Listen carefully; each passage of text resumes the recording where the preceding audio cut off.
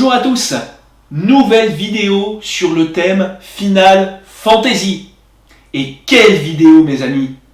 Car ça y est, nous sommes fin juin 2024 et j'ai enfin réussi à avoir tous les trophées platine de la licence et de ses à côté platinables sur Next Gen, c'est-à-dire PlayStation 4 et PlayStation 5. Alléluia, Alléluia, Alléluia. Vous savez, certains ont souvent soit tous les trophées, soit toute la collection physique des jeux. Mais très peu possèdent les deux réunis.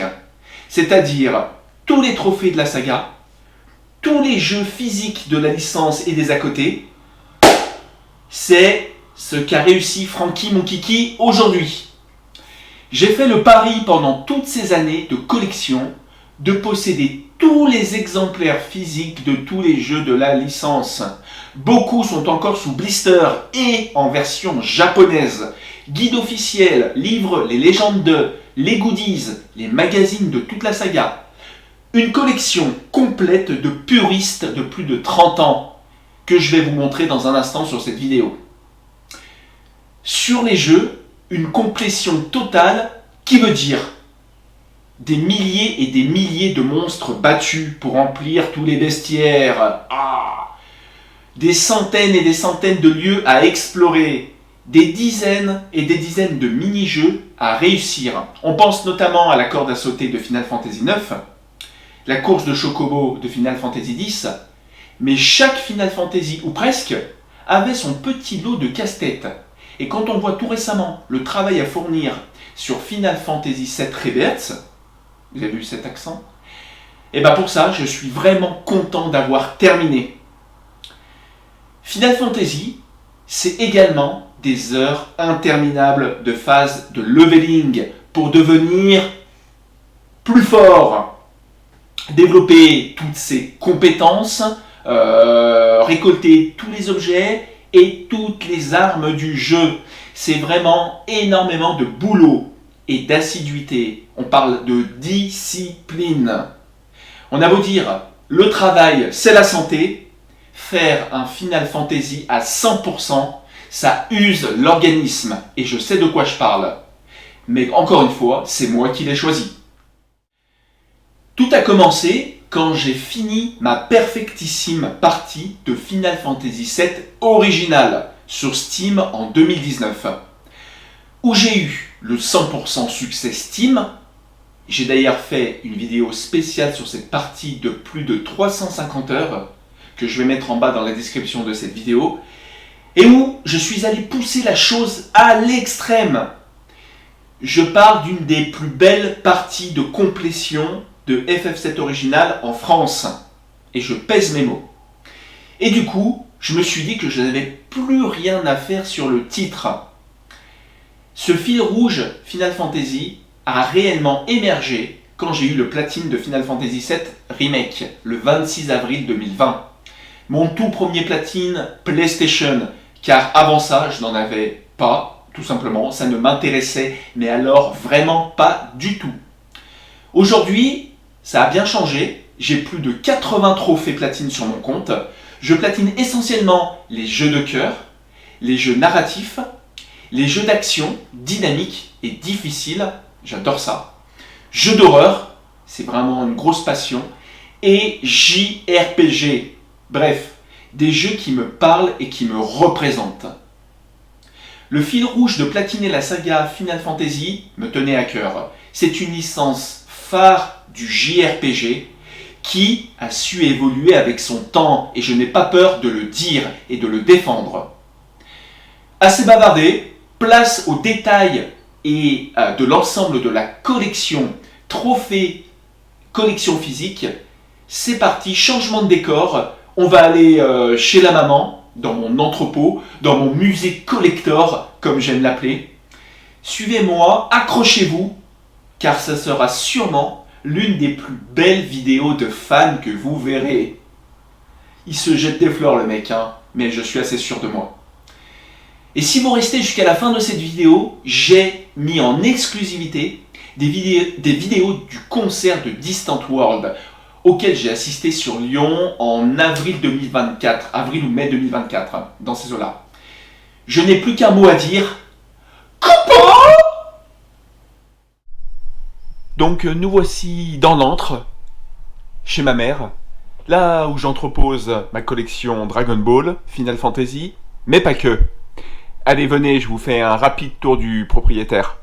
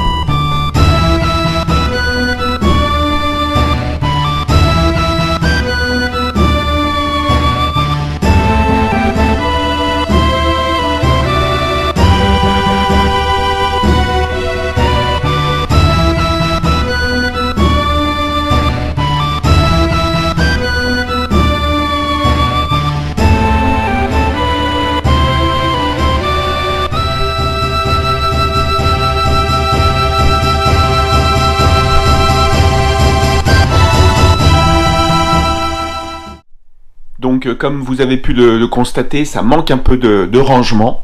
On verra dans une éventuelle future maison ce que ça pourra donner tout en vitrine. Ça y est, on y est. Le moment que tout le monde attend. Le moment fatidique où je vais vous montrer sur un seul et unique plan toute la collection Final Fantasy que j'ai accumulée depuis 30 ans. Restez assis, accrochez-vous à ce que vous pouvez, barrière, chaise, j'en sais rien. Ça y est, je me lance. Musique maestro.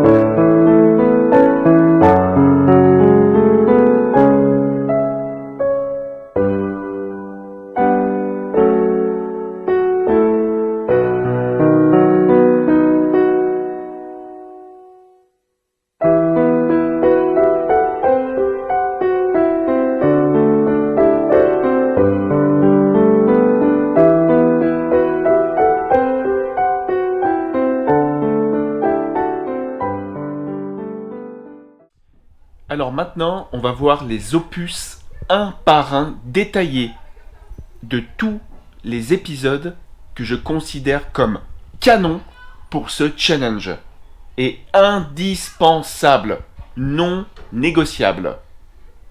On va commencer avec le premier du nom, c'est parti.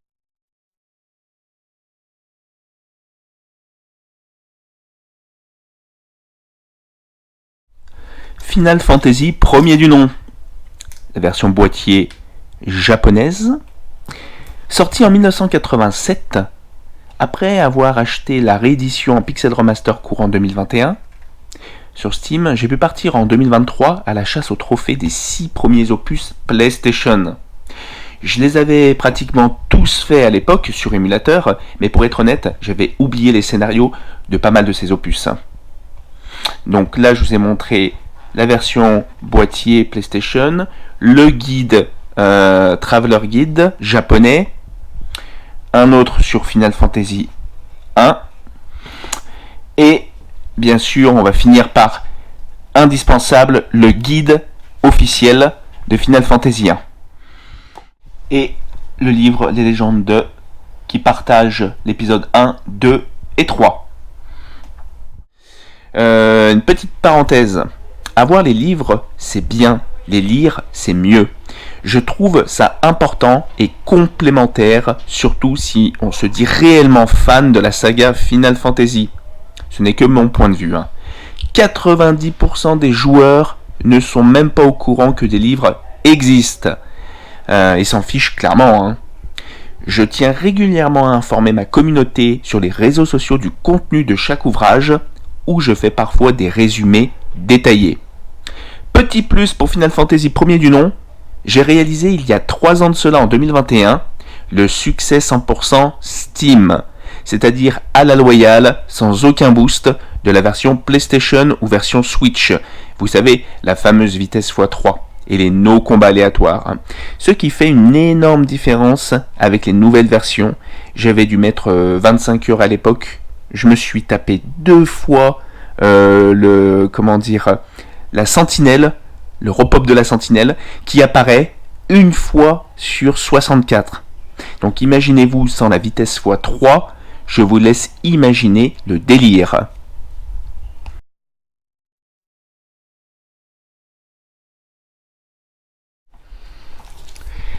Final Fantasy 2, date de sortie 1988. Donc idem, version originale japonaise, avec la version Play, en CD, avec son guide, etc. Déjà là, on a un système de combat qui diffère un peu.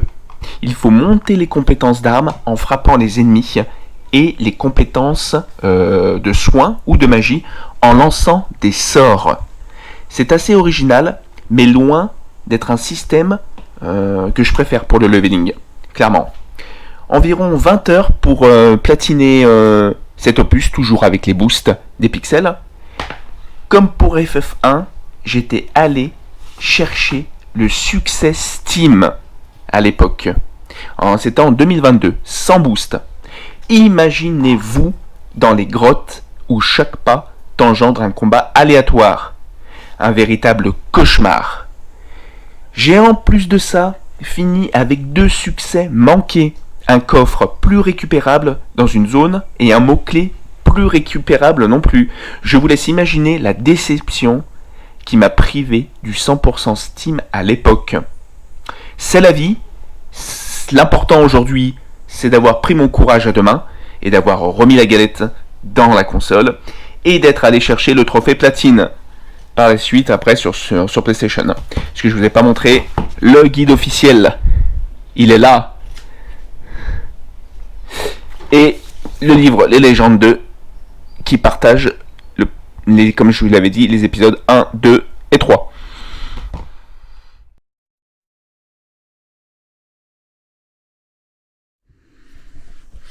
Final Fantasy 3, date de sortie 1990. Alors rien à dire de particulier sur cet opus. Je l'ai découvert sur Nintendo DS à l'époque. Vous vous souvenez sûrement du géant de fer, un boss extrêmement difficile à battre, qui n'était pas présent dans le jeu original qu'on a tous platiné. Il m'a fallu environ 20 heures également pour arriver à bout de cet opus. Et avec pour compléter cette collection, le livre Memories pour les 25 ans de Final Fantasy. En anglais, mais super sympa.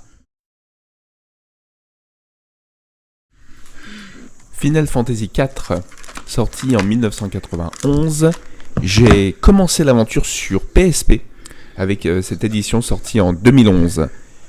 Eh bien, j'ai adoré cette version. Et c'est personnel, je trouve que la licence se lance réellement sur cet épisode. Avec une jolie narration, des combats rythmés, et avec l'apparition pour la première fois de l'ATB Bar, une véritable révolution dans le JRPG. J'ai pris beaucoup de plaisir à le refaire en Pixel Remaster, et j'adore sincèrement la relation Cécile et Kane. Final Fantasy V 1992, un des seuls épisodes que j'ai réellement découvert avec la version Pixel Remaster sur PlayStation. Loin d'être mon épisode préféré, c'est une aventure qui se laisse mener avec Bartz vers de la bonne fantasy comme on aime. Le bouquin Les Légendes 2 est lui sur cet opus très compliqué à lire. C'est celui qui m'a le moins plu avec Final Fantasy XII. Mais comme je l'ai déjà évoqué, un challenge Final Fantasy sans lire les livres est une véritable hérésie.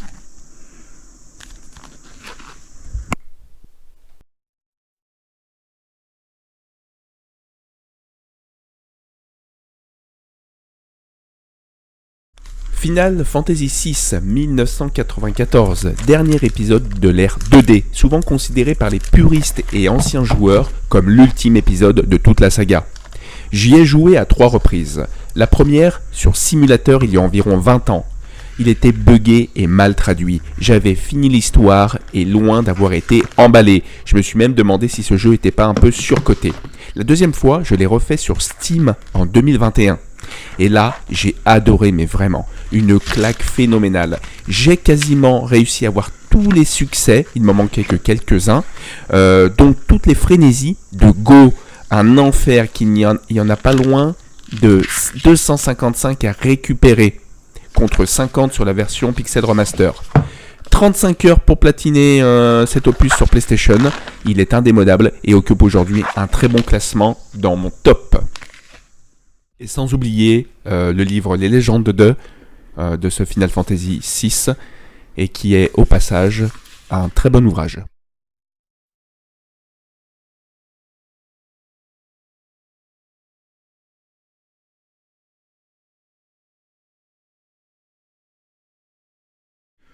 Final Fantasy VII, mon jeu de cœur, comme pour beaucoup de joueurs.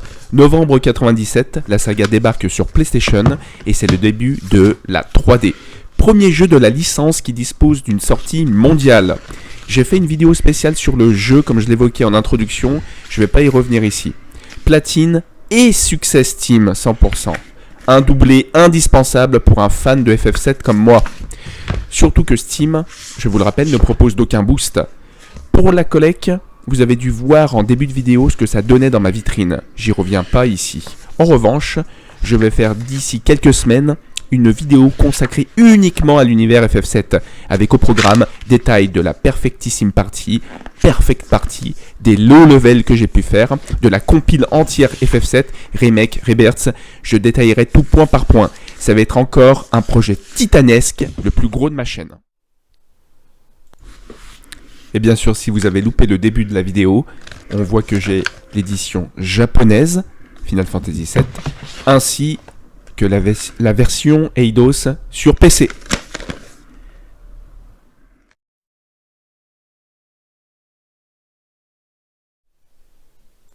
Final Fantasy VIII, sorti en 1999. Rien à dire de spécial sur cet opus, j'avais déjà fait un 100% au guide officiel à l'époque, quand j'étais gamin, comme beaucoup d'entre vous. Ce FF comprend le meilleur jeu annexe, tout confondu, le triple triade. J'en ai rêvé la nuit quand j'étais gamin, et j'avais imprimé sur papier des cartes de jeu pour y jouer avec mon frère. Donc le guide et le livre Les Légendes 2.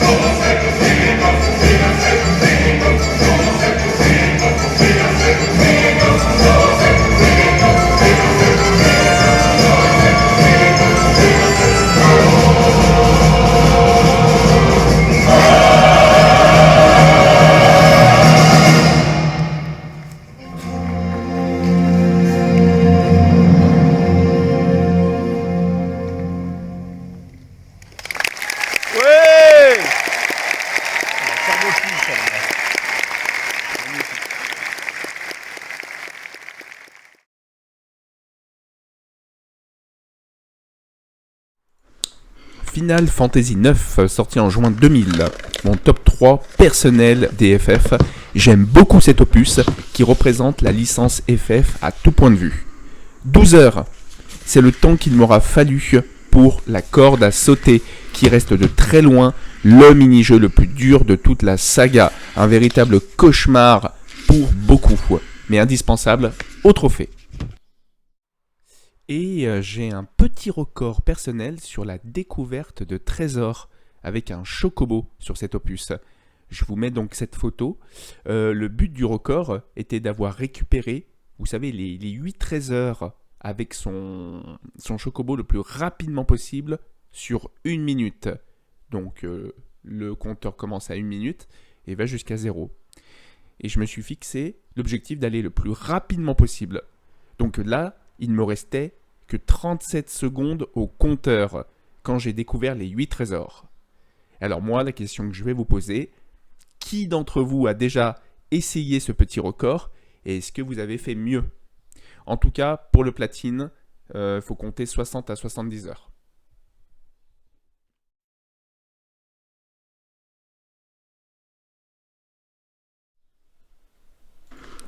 Final Fantasy X, 19 juillet 2001 au Japon, 2002 en France. C'est mon top 2 personnel, une telle masterclass. Le FF qui, en général, met tout le monde d'accord, ou quasiment. Scénario, jouabilité sphériée, blitzball, personnage, une recette gagnante qui reste objectivement l'un des meilleurs FF de toute la saga. Pour Final Fantasy X, j'ai là aussi un petit record personnel sur la fameuse course de Chocobo. Ça vous parle ? Je vous mets la photo. 34 secondes de parcours, 16 ballons chopés, 0 oiseau pris dans la gueule. En rigolant avec des copains, je dis souvent que je suis peut-être à moins 10 secondes sur 0. Vous voyez le délire ? À ce jour, je n'ai jamais vu quelqu'un battre ce record. Si vous connaissez quelqu'un qui a fait mieux, n'hésitez pas à me le dire en commentaire en bas de la vidéo. Et pour en revenir au jeu lui-même, j'ai mis 100 heures pour le platine, mais 120 heures en réalité, et je vais vous expliquer pourquoi. Donc je n'ai pas pu avoir mon trophée platine du premier coup à cause de ce combat-là et de Yunalesca, boss qui arrive tardivement dans le jeu. Le gros souci de celui-ci, c'est que le trophée est buggé. Si on la tue en étant en état de zombie, le trophée ne peut ne pas tomber. Et c'est ce qui s'est passé avec moi. Mais je m'en suis pas aperçu de suite. Donc j'ai continué ma run, j'ai monté mon sphérié à fond. Et au moment d'arriver à la fin du jeu, le platine n'est pas tombé. De la rage, ça représente un petit peu ce que j'ai éprouvé sur beaucoup de Final Fantasy quand je suis allé chercher le trophée. Beaucoup de bugs, beaucoup de déception, de frustration, mais je n'ai jamais abandonné. Et j'ai recommencé immédiatement une partie pour aller le plus vite possible, et au bout de 20 heures, je suis retourné sur Yunalesca et je l'ai battu, donc sans cet état de zombie. Voilà pour la petite anecdote sur Final Fantasy X qui m'a beaucoup fait chier sur le moment.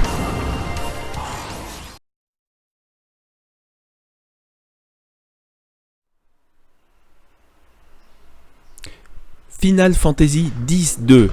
Petit aparté sur cet opus, c'est un épisode annexe, mais je le compte comme un épisode dans le challenge, car il est platinable sur PlayStation 4. Sinon, sincèrement, je pense que je l'aurais pas fait. Loin d'être mon épisode préféré, très girly, dans son ensemble, le vrai souci de cet opus, c'est le trophée platine. Il est vraiment infâme. Le moindre loupage de dialogue peut te faire rater le platine. Dans le fond, le scénario n'est pas si déconnant, c'est la suite du 10, mais on sent un craquage de Square. Il faut compter quand même 100 heures pour aller platiner cet opus. Final Fantasy XI, jeu online que je n'ai malheureusement pas pu faire à l'époque, étant sur World of Warcraft. De toute façon, le jeu n'est pas platinable, donc hors challenge, mais il se doit d'être dans la collection, et bien sûr, avec son guide officiel, s'il vous plaît. C'est beau, hein?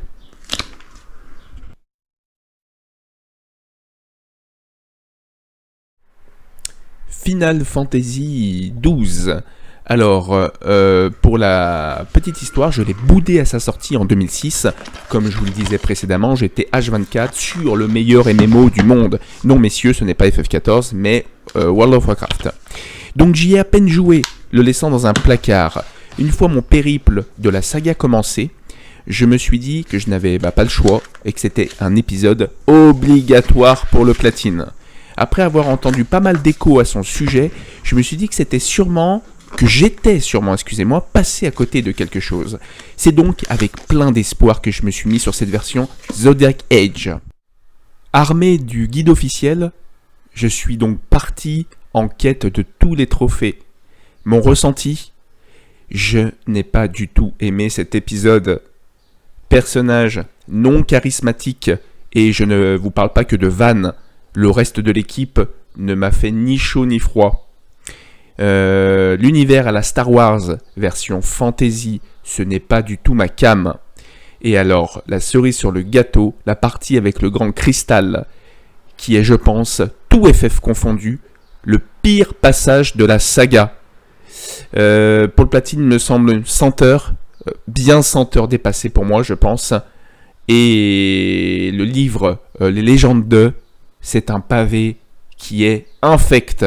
Autant vous dire que je ne suis pas prêt de remettre la galette dans la console.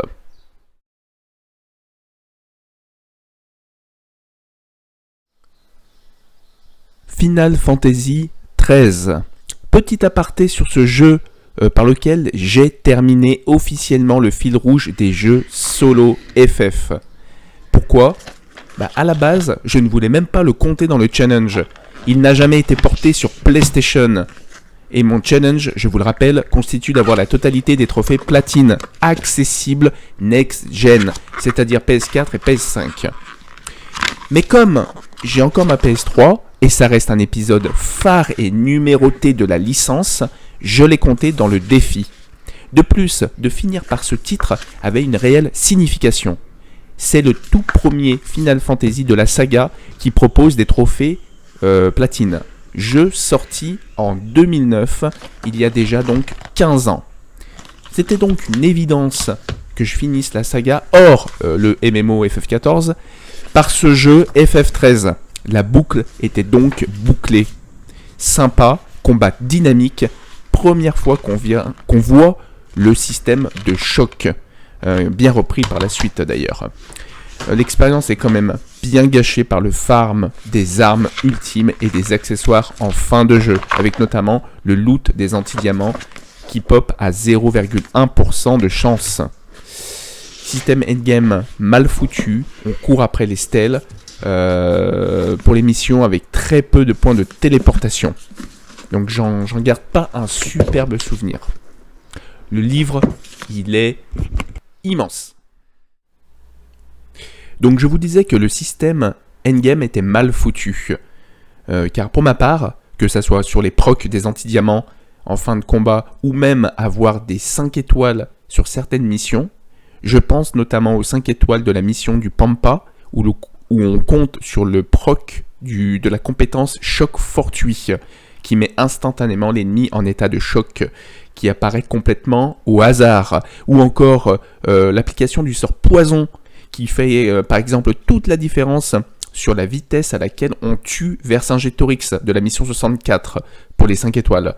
C'est juste une question de chance et de chatte, et je l'ai expérimenté. En faisant les mêmes actions, les mêmes combats, j'ai réussi à avoir pratiquement 4 minutes de différence sur un combat. C'est juste incroyable et énorme. 4 minutes juste parce que le proc du poison s'appliquait dès le début, sans que je fasse rien du tout. Alors c'est une question de chatte et non de skill, et c'est pour ça que cet épisode m'a dérangé. Le trophée victime de la mode est l'un des plus chronophages et des plus fastidieux, tout FF confondu. Bien au-dessus encore des 20 000 combats aléatoires de Final Fantasy IX et des 1000 aléas qu'il faut faire sur FF14, qui sont déjà pas de la tarte. Merci les vidéos YouTube pour passer le temps sur le farm des Gilles, sans quoi je n'aurais jamais eu le courage d'aller au bout. J'ai mis pour cet épisode, qui se platine normalement en 100 heures, j'ai mis 167 heures pour ce platine, car j'ai opté pour le farm des parfums, et non des lingots sur les tortues. C'était un choix de ma part. Voilà, je voulais de l'efficacité et de la rentabilité et pas d'avoir une question de chance. Comme vous avez pu le voir, je vous ai montré Final Fantasy XIII 2 et Final Fantasy XIII 3 que je ne compte pas dans ce challenge. Faut pas déconner, hein, je suis allé déjà platiner le challenge annexe qui était quand même hors catégorie. C'est de leur faute, ils l'ont pas réédité. Et ben normalement je devrais faire caca dessus comme on dit. Mais voilà, je pouvais pas passer à côté de cet épisode qui est quand même important. D'ailleurs pour l'épisode 2, j'ai un challenge avec un copain qui se reconnaîtra, avec qui je dois aller platiner le jeu quand il y aura une réédition proposée. Alors le 13.2 je l'avais fait à l'époque, j'avais beaucoup aimé, j'en garde un bon souvenir. Le 13.3, un peu comme tout le monde, beaucoup moins. Mais voilà, donc dans un futur autre challenge où je fignolerai, on va dire, les petits points que je n'ai pas fait pour ce challenge en priorité, pourquoi pas ? Je ne ferme pas la porte.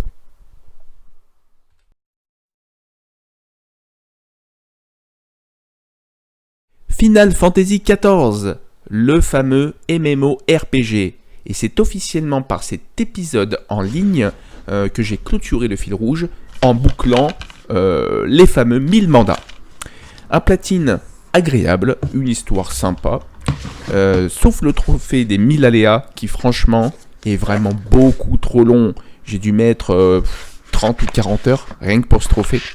Merci encore une fois les vidéos YouTube pour passer le temps. Sinon je pense que j'aurais abandonné. Et c'est grâce à Final Fantasy XIV que j'ai fait en début d'année que j'ai pu me mettre à jour sur toutes les théories et analyses du remake avant FF7 Rebirth.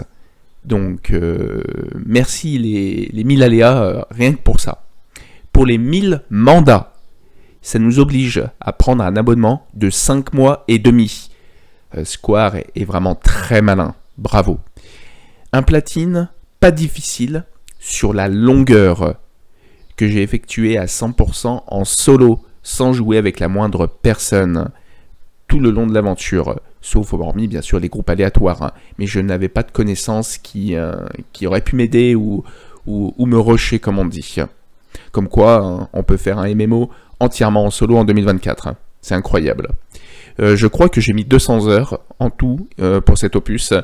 Alors oui, je sais, j'ai platiné la version PlayStation 4, c'est volontaire. Il y a bien sûr la version PlayStation 5, mais c'est exactement la même chose, sauf que en plus chronophage, au lieu de faire 1000 choses à faire, 1000 crafts, 1000 aléas, 1000 mandats, on en fait 3000. Je ne vois vraiment pas du tout l'intérêt, sauf hormis bien sûr découvrir des extensions pour le plaisir du jeu. Donc moi mon but c'était d'avoir un platine et un jeu physique de chaque opus. Le contrat est rempli, Final Fantasy XIV est platiné.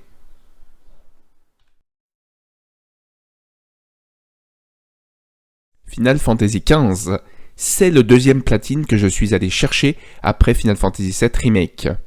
Système de combat dynamique que j'ai apprécié, et avec un système pour faire évoluer ses personnages assez innovant. J'ai d'ailleurs fait une petite vidéo sur le sujet sur ma chaîne YouTube. Jeu assez décrié, il a ses adorateurs et ses détracteurs, mais moi, il ne me dérange pas du tout. Son livre Les légendes de est un pavé, et je vous cache pas que je l'ai lu en diagonale. C'est un des seuls que j'ai lu en diagonale.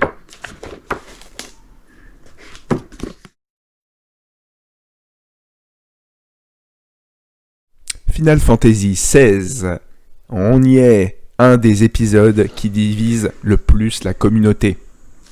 FF16 est-il vraiment un Final Fantasy ?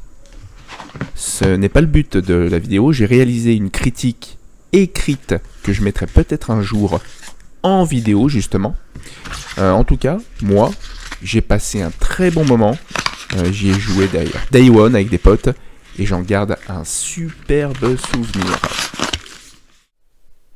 Encore une fois, sans rentrer dans les détails, je trouve que les principaux codes sont là. Square a su faire évoluer ses jeux. FF16 a su évoluer avec son temps, n'en déplaise à certains. Si vous voulez retrouver un style rétro, soit vous partez sur les Pixel Remaster, soit vous changez de licence. Maintenant, on a des superbes jeux comme Octopath Traveler, excusez-moi pour l'accent, ou Sea of Stars, qui sont des jeux avec de la 2D HD, superbes. Voilà, c'était le petit message que je voulais passer. Le point négatif de ce jeu reste néanmoins son scénario. Personnellement, je n'ai pas du tout aimé. Alors c'est quand même un gros point positif dans un FF quand un scénario est emballant. Là, c'est pas le cas. Je me suis pas arrêté à ça et ma critique est plutôt positive sur cet opus-là. C'est un platine très facile que j'ai réalisé en 100 heures.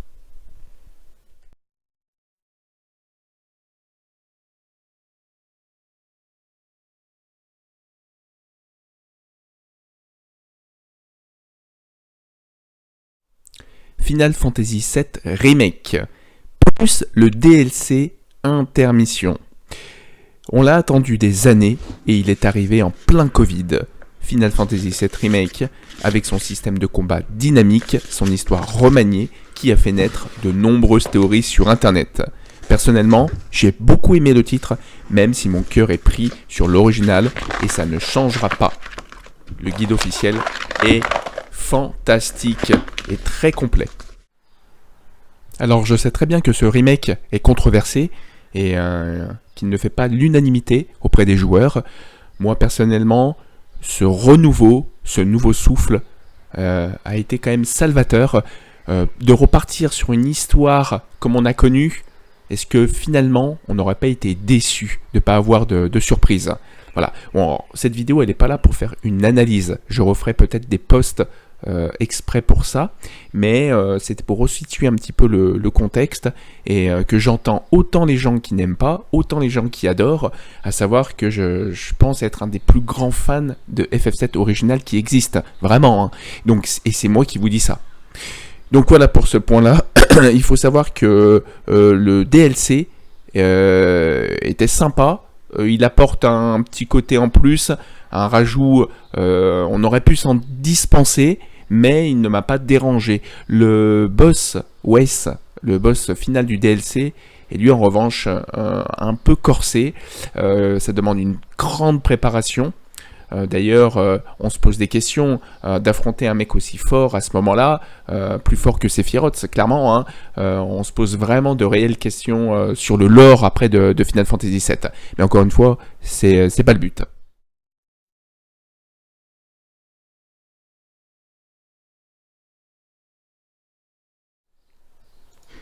Allez, maintenant on va parler de Final Fantasy VII Rebirth, et j'ai pas mal de choses à vous dire.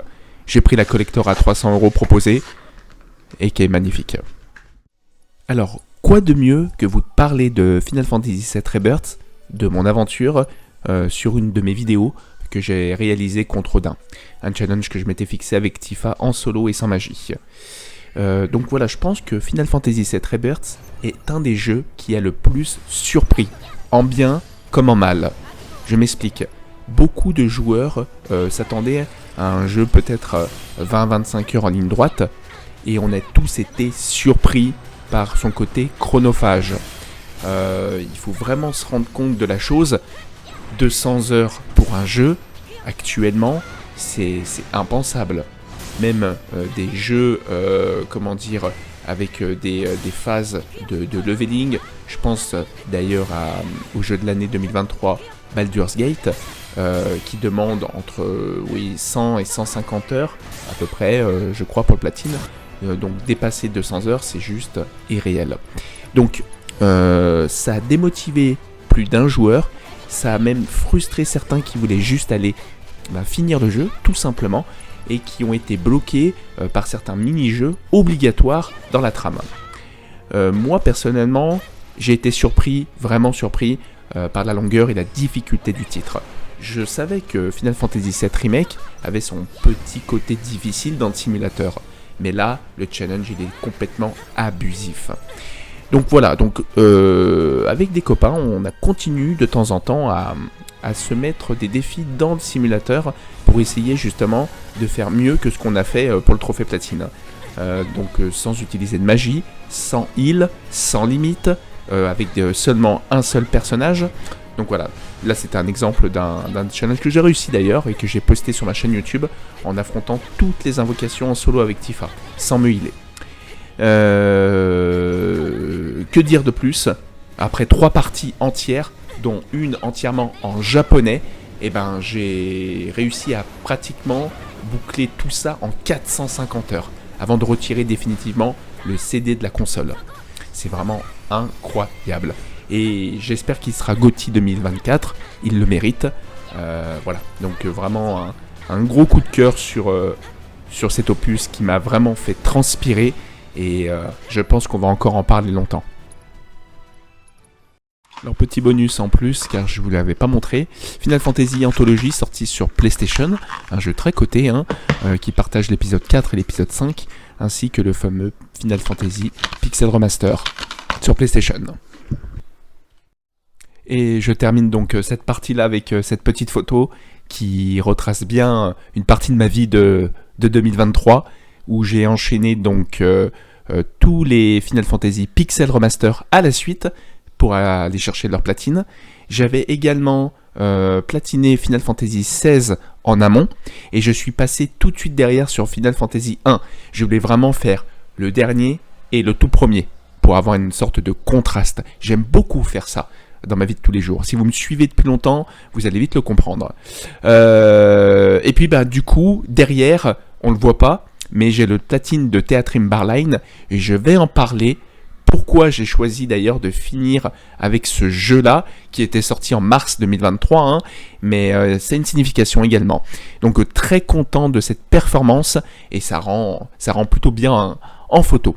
Donc maintenant qu'on a vu les principaux jeux, entre guillemets, canons, voici des épisodes non canons, mais que j'ai choisi d'aller platiner dans ma liste. Et je vais vous expliquer pourquoi ces titres, et pourquoi je les ai faits.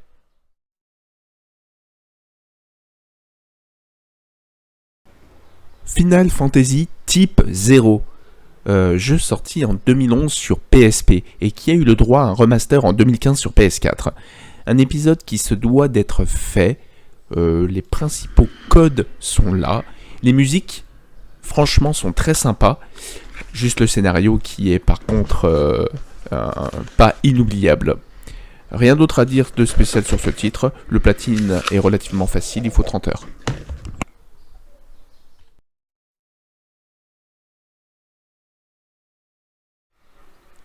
Stranger of Paradise, sorti en 2022, préquel de Final Fantasy 1. Il est indispensable à ce fil rouge, à mon sens. Je n'ai pas forcément apprécié plus que ça l'opus, mais j'estime qu'il est vraiment important et incontournable pour le challenge. Dynamique, le système de jeu est agréable à prendre en main, et il apporte une autre dimension à Final Fantasy 1.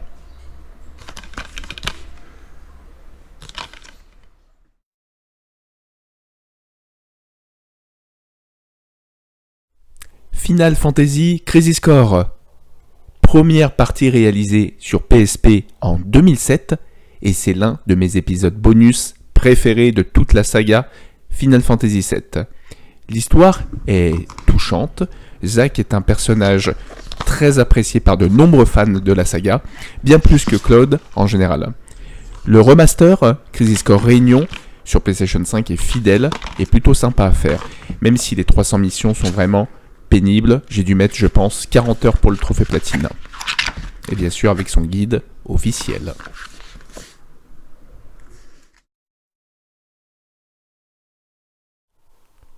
Theatrhythm Final Barline, le jeu musical. Je vous montre le jeu et on en rediscute. Donc voilà, pour finir en beauté, ce challenge et tous ces trophées platine, comment ne pas finir par ce jeu musical ? Comment ne pas terminer un fil rouge Final Fantasy par le condensé et la synthèse du maître des maîtres, Nobuo Uematsu, avec un jeu incroyable, beau, additif et assez compliqué, il faut le reconnaître. Le système de jeu est extrêmement bien pensé et ce fut un bonheur pour les oreilles. D'ailleurs, je vous le rappelle, un bonus vous attend en fin de cette vidéo avec le concert FF. Vous avez eu déjà un prémisse avec Final Fantasy VIII, alors restez bien avec moi. Petit aparté également sur ce jeu-là, j'ai rencontré dans ma vie de joueur un copain, un bon copain à moi, qui est un véritable tueur sur ce jeu et qui a été d'ailleurs un tueur sur le piano de Final Fantasy VII, Roberts.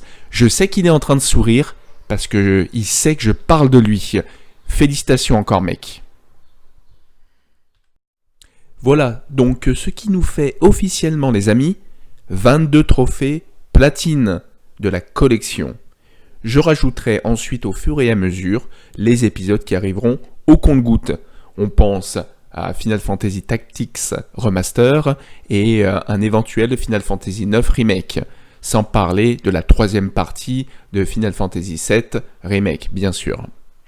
Je vais mettre sur la touche et hors sélection pour ce challenge des jeux platinables ou avec une possibilité de 100% accessible, sans trophée, mais que je trouve personnellement complètement hors contexte. Encore une fois, c'est mon point de vue et c'est ma sélection. Mais je pense, avec du recul et de ce que vous avez vu jusqu'à présent, que ça reste assez pertinent.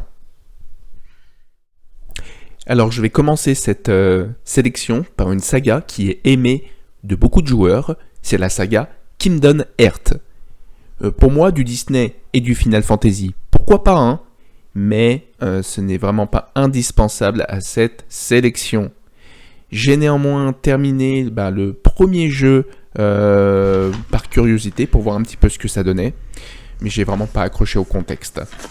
J'ai des copains qui se reconnaîtront, qui ont les trophées des 3 jeux, avec un Sephiroth du 2e opus, relativement ardu à battre pour le trophée platine. Alors, autre jeu que j'ai laissé de côté et qui est très apprécié par la communauté, je le sais, c'est World of Final Fantasy, qui pour ma part est l'un des pires jeux de toute la saga et des à côté. Alors, je l'ai fini pour avoir le trophée de fin de jeu, mais vraiment dans la douleur, et je n'ai jamais compris cet engouement pour ce titre que je trouve sincèrement, et je vais être dur, je le trouve gnangnan et il n'apporte absolument rien.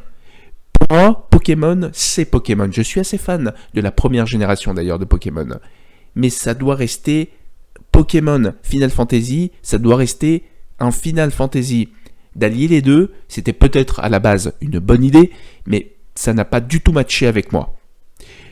Ce jeu, il est vraiment apprécié, je le sais, ça va peut-être même vous surprendre, mais je l'ai vraiment terminé dans la douleur. Next, et je ne veux plus en entendre parler.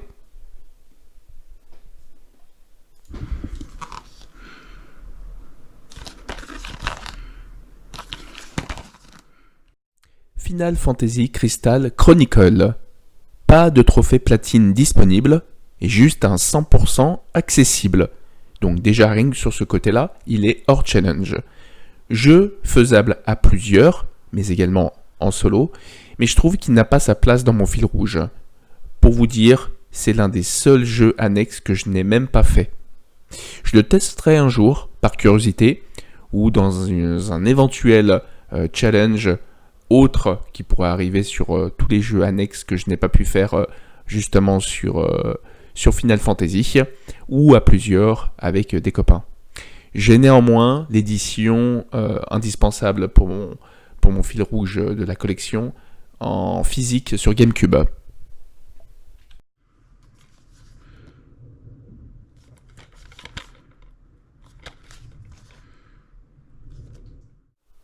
Et donc je terminerai cette sélection par une saga assez connue du public, la saga Dissidia.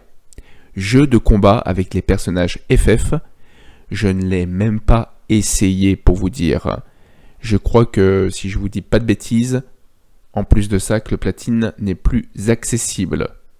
Pour moi c'est un pur hors sujet total. Et si on veut un jeu de combat, on se met sur Street Fighter, Mortal Kombat ou Tekken. Fin de ma plaidoirie, mesdames, messieurs.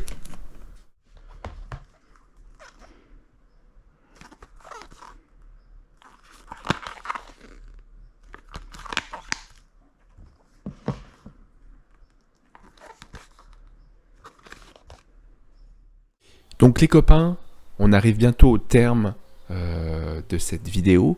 Il reste encore un peu à voir. Mais là où je voulais faire encore un débrief jeu par jeu, là cette fois-ci c'était des jeux qui n'étaient même pas platinables, des jeux rétro pour la plupart. J'ai assez parlé, je suis épuisé, je suis à 15 heures de montage non-stop. Donc je vais laisser parler à la place la musique. Ok, je vais mettre des OST que j'aime. Ça me mettra un petit peu dans le bain avant le final où je mettrai des extraits de Distant World. Voilà, donc c'est reparti. Je vous mets pêle-mêle tous les autres jeux que j'ai dans la collection et qui sont indispensables aussi à cette collection. Voilà, si aujourd'hui devant vous, je prétends avoir la totale. Ça veut dire pas avoir la totale, par exemple d'un Final Fantasy, avoir toutes les éditions qui sont sorties. Non, c'est d'avoir au moins une représentation de tous les jeux qui sont sortis depuis 1987, c'est-à-dire les jeux principaux et les jeux annexes. Et là, vous allez voir, il y a beaucoup de jeux DS qui sont sortis en plus dans la saga. Voilà mes copains, j'espère que ça vous a plu. En tout cas, place à la musique. Il y aura une petite conclusion, bien sûr, en fin de vidéo. Sans vous teaser, je vais vous évoquer les réelles raisons de pourquoi j'ai fait ça. Voilà, tout simplement. Donc, je vous ai laissé ma page de trophées, comme je vous ai dit. J'en avais 0 le 26 avril 2020. Maintenant, j'en ai 81. Dont les 22 trophées de la saga Final Fantasy. Merci et place au reste de la collection.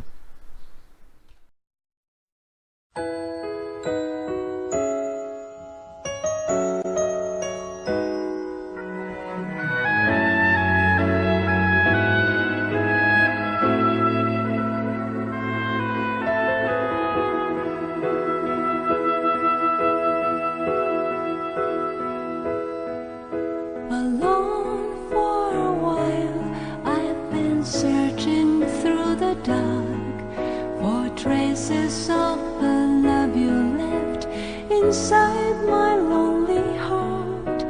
To weave by picking up the pieces that remain, melodies of life, love's lost refrain.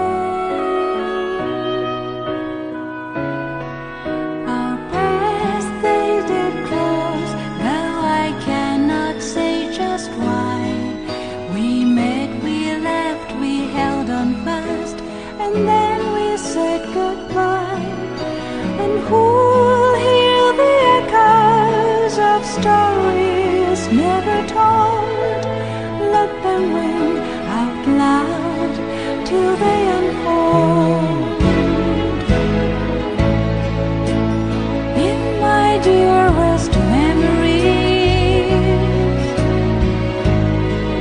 I see you reaching out to me.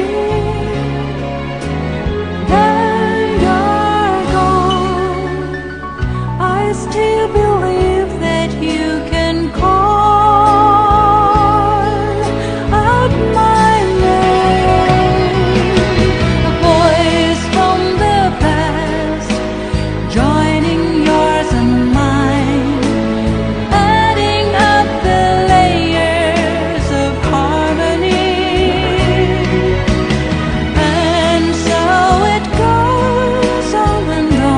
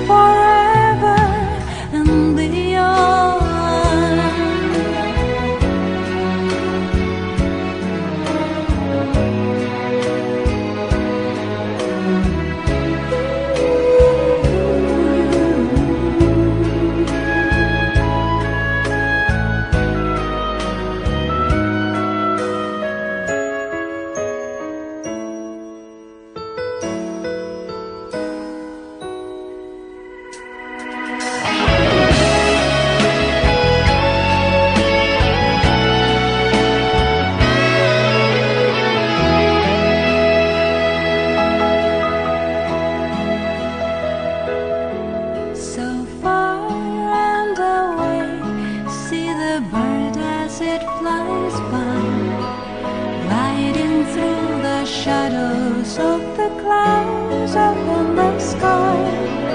I've laid my memories and dreams upon those wings. Live them now and see what tomorrow brings. In your dearest memories, do you remember loving me? Was it fate that brought us close and now leaves me behind? A voice from the past joining yours and mine, adding up the layers of harmony. And so it goes on and on. Melodies of life to the sky beyond the flying birds. Forever and all I should leave this lonely world behind. Your voice will still remember. Nous voici donc au terme de cette vidéo. Alors j'ai un petit secret à vous avouer. Un secret qui va peut-être ne pas plaire à tout le monde, mais sincèrement, je m'en fous, c'est mon propre avis. Si j'ai entrepris de réaliser le fameux grand chelem, c'est-à-dire de refaire tous les épisodes Final Fantasy et de valider les 100% à chaque fois, c'est-à-dire le platine, même sur des jeux que je n'appréciais pas forcément, c'est pour pouvoir prouver une seule et unique chose. Me reprouver à moi-même, mais également aux autres, vous tous, que même si les goûts et les couleurs sont subjectifs, on retrouve néanmoins un épisode de la saga qui se démarque et de loin de tous les autres. Et ce n'est pas juste de la nostalgie. Ce titre, sans surprise, et vous l'aurez peut-être deviné, c'est Final Fantasy VII original, qui reste le plus grand Final Fantasy jamais créé de par son scénario, qui est toujours d'actualité aujourd'hui, mais aussi par son côté mystérieux et sombre, de par le charisme et l'histoire de ses personnages, mais également de par sa maladresse d'écriture. Et oui, sur certains moments, ce qui en fait également du charme. Vous comprenez ? Bref, Final Fantasy VII est un livre qui se lit à cœur ouvert. Là où le remake et Rebirth sont de simples films ou des séries qu'on regarde le soir de la semaine après le travail. Je ne sais pas si vous saisissez la comparaison. Alors je ne vais pas rentrer dans une analyse, mais je pense que pour pouvoir affirmer ce que je suis en train de vous dire, là tout de suite, il était nécessaire, voire obligatoire, déjà de refaire les épisodes, premièrement pour le scénario, mais il ne fallait pas les survoler. Il fallait aller chercher le platine. J'en suis conscient, le trophée platine, pour certains titres, n'est pas forcément signe de 100% du titre. Et pas que sur Final Fantasy d'ailleurs. Mais clairement, ne chipotons pas. Quand tu as chopé le platine ou le 100%, tu as fait pratiquement 3/4 du jeu. Et très largement. De plus, comme je l'ai déjà dit à de nombreuses reprises, jouer au jeu c'est la base. Mais aller chercher la complétion, le 100%, c'est s'investir comme jamais dans le titre. C'est aller chercher des informations qu'on n'aurait peut-être jamais eues en notre possession, en temps normal, et je ne pouvais pas comparer tous ces épisodes entre eux si je n'avais pas réalisé ce fameux grand chelem. C'est un peu comme posséder les livres dans une collection. ça fait sérieux. Une sorte de petite signature qui dit « Je suis puriste plus plus ». Et alors, si tu les lis en plus de ça, ces bouquins, et que tu es capable d'en parler avec d'autres fans, mais alors là, tu atteins un niveau divin. Pour conclure, et c'est un peu extrême, je le conçois, mais pour moi, je ne peux pas parler de Final Fantasy, du moins, tu ne peux pas les comparer entre eux, ou bien faire un classement, si tu n'as pas fait ce que je viens de faire et de réaliser sur cette vidéo. Ce fut fastidieux, mais ma détermination l'a emporté. Quant au sujet, pourquoi platiner le jeu s'il ne me plaît pas? Quel est l'intérêt? Eh bien, je crois avoir répondu à cette question. Non? Après, ça vous plaît, ça ne vous plaît pas, vous n'êtes pas d'accord, ça c'est une autre histoire. Les amis, si vous voulez tenter ou si vous êtes en plein dans ce challenge, ne lâchez rien. Même si le jeu vous met des bâtons dans les roues, même si les bugs arrivent, c'est une question de temps. Continuez, ça va passer. Je n'ai donc plus qu'à vous souhaiter bonne chance. Une petite dédicace à 2-3 copains de mon groupe privé Facebook, Final Fantasy & Co, où je suis admin, un groupe Facebook à taille humaine, au cas où vous seriez intéressé pour nous rejoindre. On n'est que 250 joueurs, mais bon, du bon joueur, vraiment du gros niveau. Et ces 3 copains se reconnaîtront. J'ai énormément échangé avec eux, jusqu'à aujourd'hui encore. Ils sont également détenteurs de tous les trophées du jeu, ou pratiquement tous. Ce sont des travailleurs, des performeurs, comme j'aime. C'est bien pour ça qu'on s'entend. Je connais personnellement, et je vais vous dire, le numéro 1 français, hors bien sûr testeur et journaliste, à avoir platiné Final Fantasy VII Rebirth le 13 mars 2024 à 14h27. Est-ce que c'est pas incroyable? Il a attaqué le 29 février en tant que joueur lambda, comme des millions d'autres joueurs, et son nom est en tête sur le célèbre site de référence des trophées PSTCH, qui ne regroupe peut-être pas tous les joueurs, mais on va dire les joueurs les plus hardcore. C'est une performance démentielle. Surtout si vous êtes allé au terme du platine de ce titre. Je vous rappelle que c'est celui qui m'a fait le plus transpirer en 250 heures. Et moi personnellement, je l'ai platiné le 13 avril, soit un mois plus tard. Et j'ai un gros temps de jeu. Bref, j'ai un autre copain, comme déjà évoqué précédemment, sur le jeu Theatrine Barline, je ne sais pas si vous vous souvenez. Il est toujours dans mon groupe, on s'est rencontrés d'ailleurs sur ce groupe-là, qui est capable de faire à la suite toutes les musiques du piano sur FF7 Rebirth en note S. Vous avez bien entendu. Et vraiment, je vous le dis, sans trop de difficultés. Ça me tue littéralement. Il est trop fort. Chapeau mec, je l'appelle monsieur. Et puis j'ai un troisième copain qui est peut-être le plus amoureux de la licence Final Fantasy que je connaisse de tous les joueurs réunis. Il n'est pas seul, lui et sa femme, qui lors des sorties FF sont capables de jouer en couple avec 2 télés, 2 consoles et de se la coller pendant 3-4 jours de suite non-stop.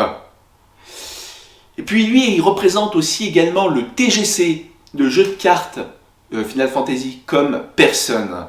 C'est un joueur actif et un très bon joueur.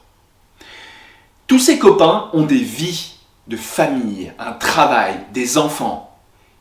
Personnellement, j'ai tout ça sauf les enfants. Bref, c'est juste un choix et un rythme de vie, une question d'organisation, une question comme pour le sport de discipline. D'accord? Une passion, oui, mais assouvie de façon intelligente. En tout cas, merci à eux d'exister et de nous permettre de vivre justement cette passion. Merci à vous de nous faire vivre cette passion du jeu vidéo entre nous avec tous nos échanges. Je vais terminer comme promis avec la petite cerise sur le gâteau, des extraits du concert de Distant World sur Lyon.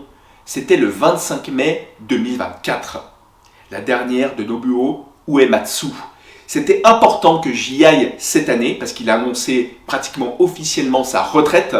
Il participera à la dernière partie de Final Fantasy VII, mais vraiment, on ne le reverra plus. Donc, pour rendre hommage à cet homme, je me devais d'être là. Et pour clôturer ce challenge Final Fantasy, c'était juste incroyable. Merci à vous d'avoir regardé cette vidéo. Et n'hésitez pas à vous abonner, ça me motivera à poster plus de contenu, à être de plus en plus excité et à vous raconter tout ce que je fais de façon détaillée. La bise les amis, et surtout vive Final Fantasy.